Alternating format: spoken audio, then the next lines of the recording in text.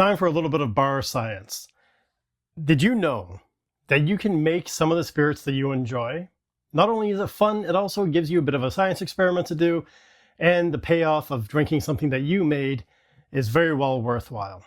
Also, sometimes not everything you want is readily available where you live. So today we're going to take a look at limoncello. Limoncello is an Italian lemon liqueur. It's absolutely fantastic after dinner. Having a couple glasses is a great way to finish off your meal. And today we're going to take a look at how to make it. We're not going to show step-by-step instructions. We're just going to show you the steps along the way as we go. In front of me is a jar. Within this jar is 10 lemons that have been washed thoroughly, dried, and then zested to get just the zest, none of the pith included. And that zest has been added into this jar. Full bottle of spiritus vodka has been added into this. This is by the Polish company Krupnik. It's a vodka and it comes in at 76% alcohol. You definitely want a higher proof alcohol or higher percentage alcohol when doing this. Now that this is sitting here, we're going to take it loosely closed and leave it in a dark, cool place for 3 weeks to infuse. Like I said, it's a science experiment and it takes time. The next step is going to be to add some simple syrup and to let it rest again, but we'll cut to that in a moment. We'll see you in our next step. Meanwhile, this is going to go and hide away for a little while.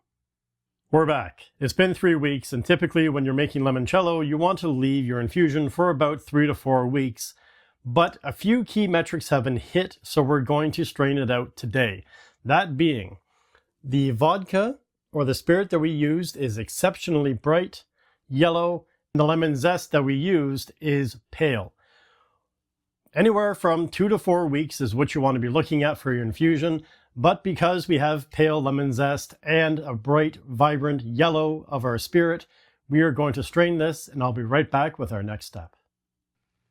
We now have our lemon zest strained out of this, and it looks fantastic.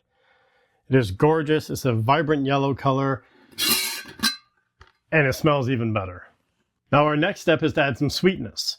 And to do that, we took 3 cups of white sugar with 4 cups of water and made a lot of simple syrup, which we are now going to pour into our lemon infusion.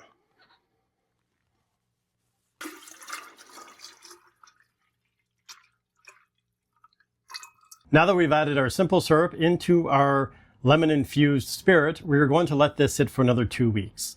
Technically, this is drinkable right now, but we want to give this as much time as possible to mellow out, mingle the flavors, and really balance itself. So again, we're going to store this in a dark, cool space for 2 weeks, giving it an occasional swirl, and we'll then move on to our next step. All right, it's been about another 2 weeks, and this is empty. We've finally finished resting our limoncello, and we bottled it. Let's take a look at how much we got. The nice thing about making your own homemade limoncello is that you know the quality and you have the pride of making it yourself, and you don't have to worry about whether or not it's readily accessible where you live. So doing what we did, we got a beautiful bottle of limoncello. We also got another bottle of limoncello, but this one has been sampled a couple of times, just for quality assurance purposes. And we got another bottle of limoncello out of this. So all total, in doing what we did in creating this limoncello, we got 8 cups of limoncello. So I put them into different bottles that I'm going to keep in the freezer, and some that I'm going to give away and keep in the refrigerator to drink. This should keep up to a year in the freezer or several months in a refrigerator if you store it and use it properly. Things you want to look for on whether or not your homemade limoncello has gone off is you want to see if it's leaving a white fuzzy ring at the top, if it has a metallic taste, if it has a medicinal aftertaste, if it has an overly bitter taste. These are all signs that it's starting to oxidize and go off on you. And of course, clearly, if you see mold floating on the top surface, green or white, that's not going to be a good sign, and that's a sign that it's gone off. So now that we have all of our limoncello, we've gone through the 5-week process of doing this. Was it worth it? Well, fully to know that, we're going to have to do a taste test, which we'll do in a moment. But also, you want to take a look at the price-wise. So in considering whether or not something is worth it, you also want to take a look at how accessible it is. And where I live, limoncello can actually be a little bit hard to find sometimes, especially good quality. And once you dial in your recipe, you can make your own very good limoncello at home. So for that, yes, it is very much worth it. Not to mention, for a little bit of work, you can make your own limoncello and give it to friends, and it's an interesting gift to give people. Overall, cost-wise, buying this quantity versus buying the ingredients and the vodka that we had to use to make this saved us about $25 to get this level of limoncello. So it's not a huge cash savings, especially if you factor in time, but for quality control, for guaranteed access, and for the pride of being able to make it yourself and know that this is something you've made, it is definitely very much worth it. Let's see how it tastes. So we're going to be comparing this against Rossi d'Asiago.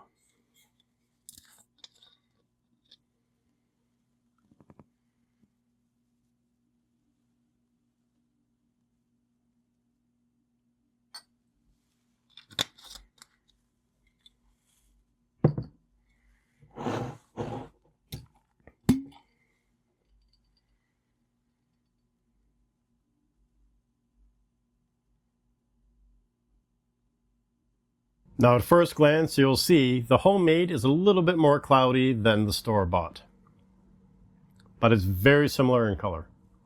First, the store-bought. Nice, lovely lemon aroma off the top.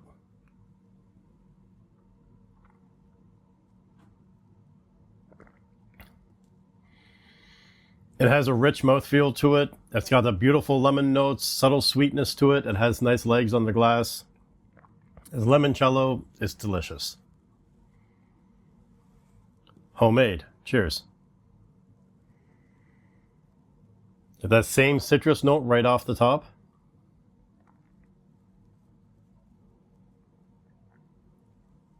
It's almost identical.